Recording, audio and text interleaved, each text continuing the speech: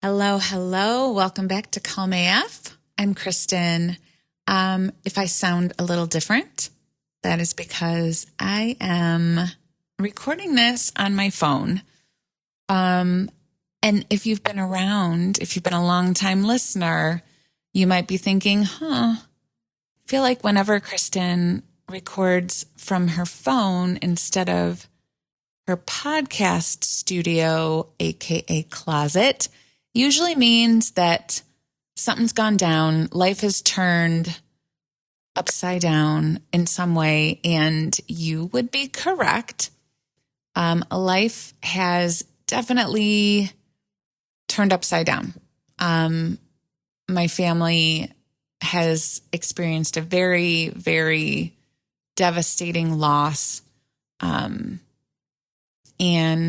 I'm sure I'll share more about it at some point. I don't really feel ready to share it all right now. But what I will say is that the last couple of months, going through grief and loss and all of the, things that we have to do as human beings living a human being life,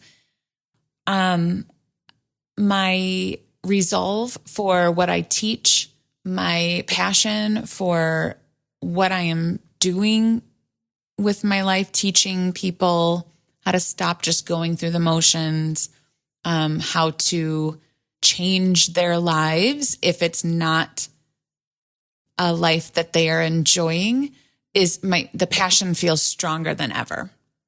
So I'm sure I will share more about it with you at some point. But for today, I want to talk about why that feels hard, why it feels hard for people to really own the real version of who they are, to shift identities from a person who is living their life kind of on autopilot versus living their life like they are the main character in their own movie.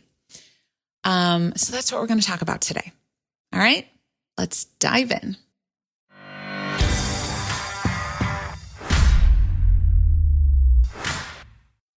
I want to start with a story about my daughter, Emily. So Emily right now is in Chicago, and she is taking classes at Second City, which if you don't know what that is, it is a just amazing comedy, acting, improv, writing training center. And they also put on shows. And she is there doing their training program, and she's already written the entire first draft of a full season of a TV show. It's like how, what, when, what, who? It's so cool.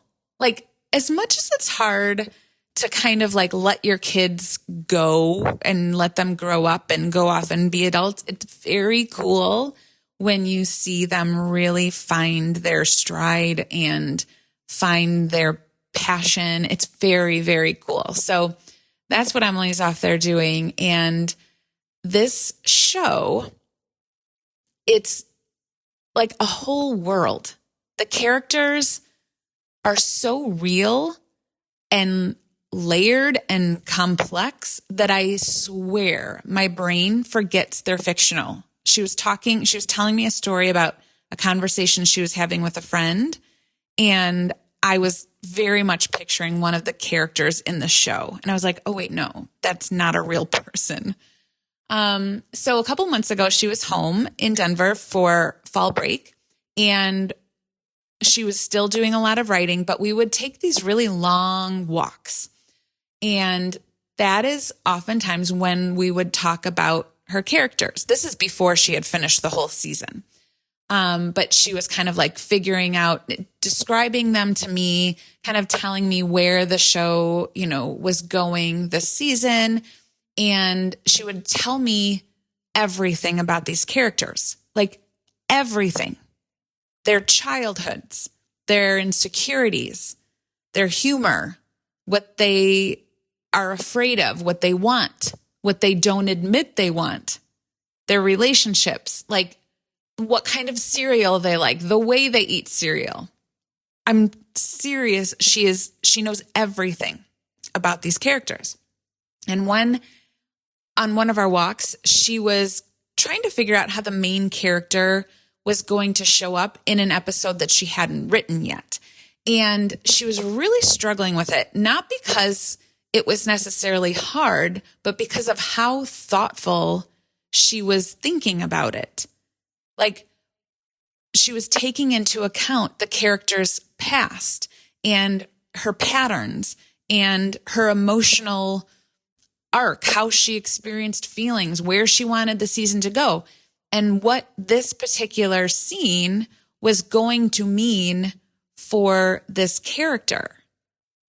It was so in depth. Like, we weren't asking, what should she do? What should she do here? We were asking, like, who is she in this moment? Based on everything we know, how does she show up for this moment? And at one point, I just was like, Emily, this is what I teach my clients, how to shift their own identities, how to be so thoughtful about how they're showing up in their own, like, scenes, in their own movies. Imagine if everyone was this thoughtful about how we show up in our own lives. And what hit me was that Emily was writing her character from the inside out, from the internal, from the identity of the character. She wasn't asking what would make this scene funny or what would the audience like. She was asking, who is this person and what would she naturally do? And that's like identity first writing. And most of us are living our lives the opposite way.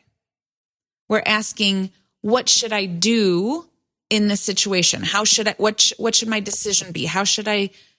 What action should I take? And it's based on what other people expect, what people expect of them based on the storyline they've been showing up as, what feels safe. What would I do that won't rock the boat, that won't create more work for myself? We're writing ourselves from the outside in. We're treating ourselves like background characters that are just like, flippantly reacting to everyone else's storylines instead of living our own.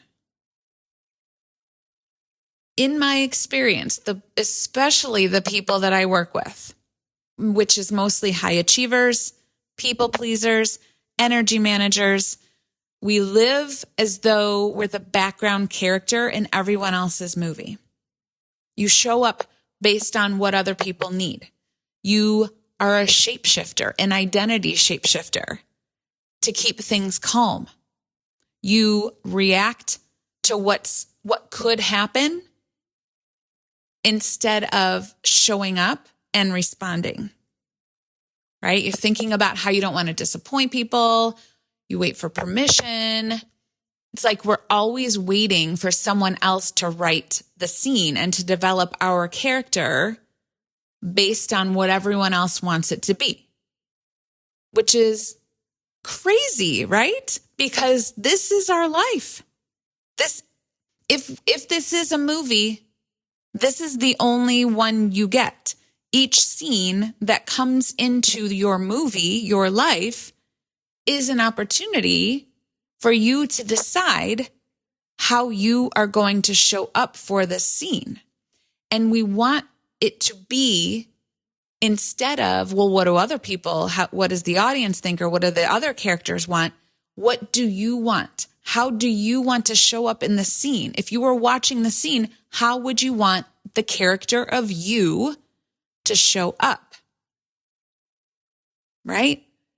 Think about your own identity like you were writing, like you're Emily, developing a character from the inside out. Who are you becoming? What is the identity you are stepping into? Not who do you hope to be someday? Not who did you used to be? Not who does everyone want you to be or think you are? Who are you becoming right now in this season of your life?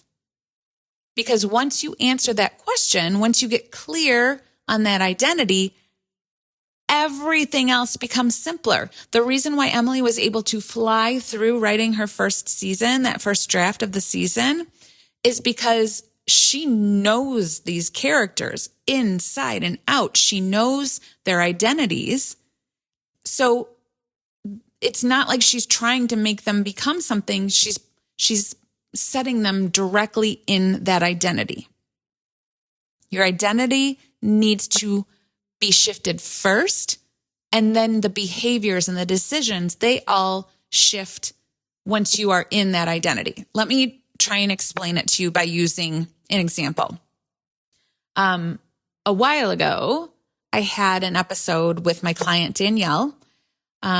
She had decided that the identity she was stepping into was a person who just exercises every day. Not a person who like complicates exercise or tries to get around to exercise or exercises like really intensely for a few weeks and then doesn't exercise for months. She just was stepping into the identity of someone who exercises every day. Identity first, right? This is who I am stepping into, not who I'm growing into. I'm just going ahead and stepping into it and letting the behavior become inevitable. Because once you identify as a person who exercises every day, then the decisions that you make aren't going to be complicated or like, oh, this is so hard. You're just going to show up because this is who you are. And that's what she did, right? Danielle stepped into the identity of a person who just exercises every day. She let it evolve as it needed to, but she just did it. If I'm a person who exercises every day, some days I'm going to go to the gym. Some days she was moving her body for an hour. And some days she would just do laps. She would walk laps around her kitchen island. And those laps count because guess what? A person who exercises every day just exercises every day, even when she's tired, even when she's overwhelmed, even when she doesn't feel like it.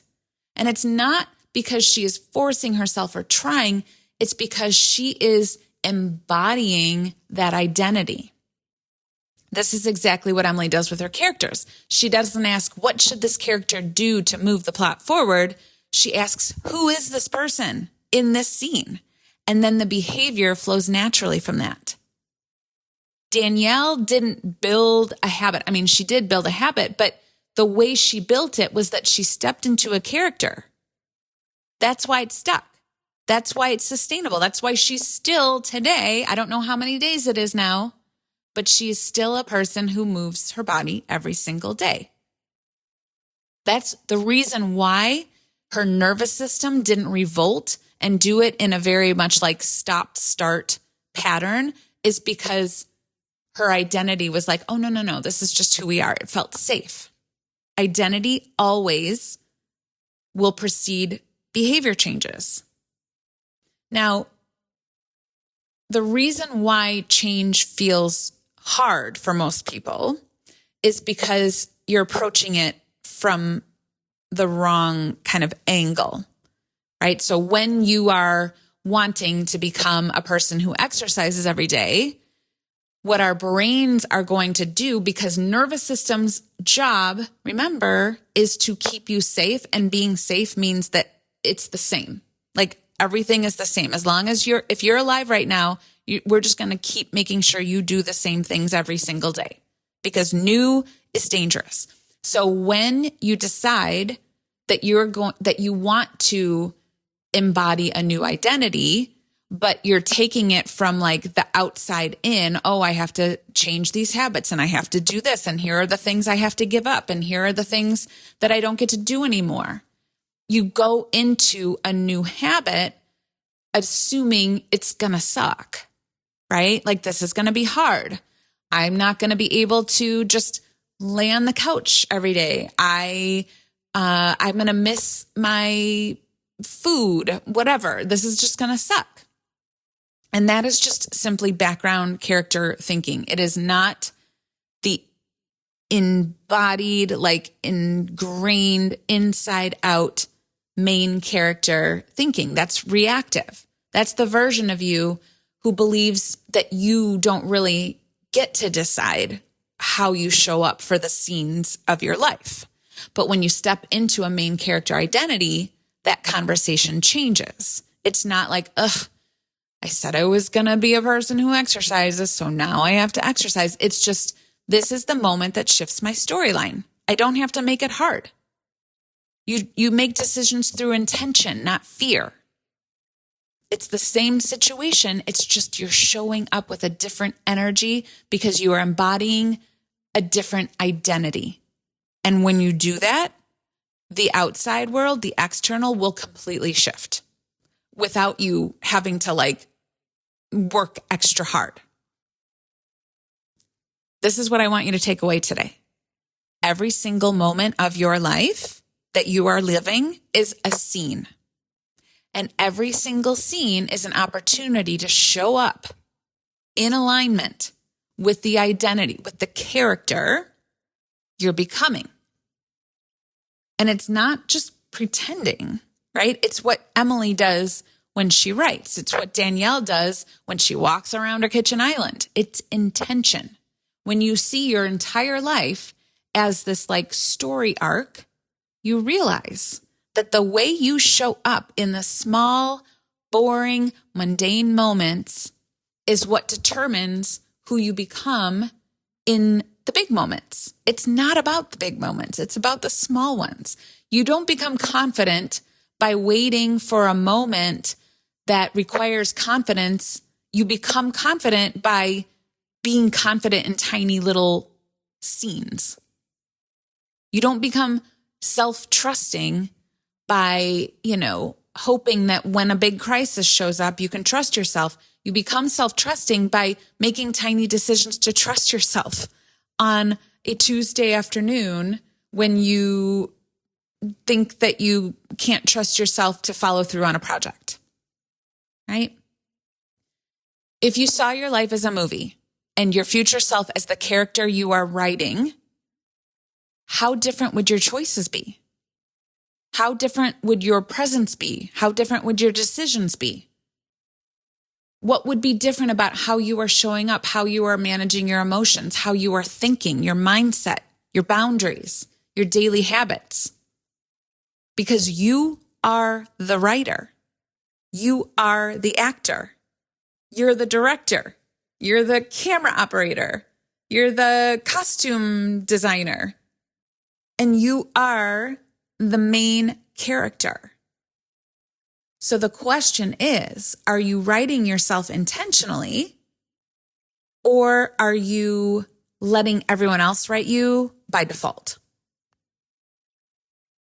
We are going to do this together in 2026. We are going to write the movie of you, your future self, but you're going to step into the character immediately. That is something that is coming that I am offering. I will be sharing more details about it soon. I'm a little behind because, life kind of being upside down for the last month, but it is coming. Make sure that you are getting the daily love letters. That is absolutely the place to start, by being reminded every morning that you aren't here to be living reactively or living by default. You are here to show up and embody the identity of the version of you living the life that you love, that has roller coasters, that has ups and downs, of course, because we're not writing a fairy tale. We're writing a movie where this character has depth and has a past and has goals and has conflicts and has relationships and all of the things that you have. But you are showing up and writing it from the inside out. So make sure you get those daily love letters. So as soon as I have details about this upcoming offer that we're going to do together, you will get all that info. Okay. Thank you for being here so much. The love letters, the link to get those is in the show notes. I hope you have a great rest of your day. Thank you for listening, and I will see you next time.